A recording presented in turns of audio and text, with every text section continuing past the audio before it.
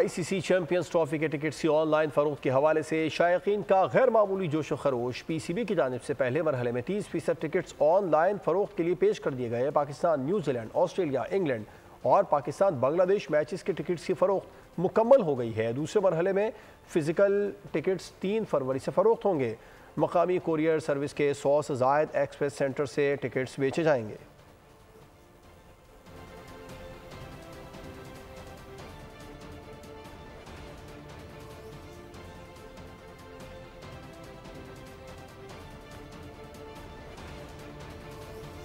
ICC champions trophy के tickets के online फरोख्त के हवाले से शायकीन का गैर मामूली जोश व खरोश सामने आया। पाकिस्तान क्रिकेट बोर्ड की जानिब से पहले मरहले में 30% टिकट्स ऑनलाइन फरोख्त के लिए पेश कर दिए गए। Pakistan, New Zealand, Australia, England, Pakistan Bangladesh matches के टिकट्स की फरोख्त मुकम्मल हो गई।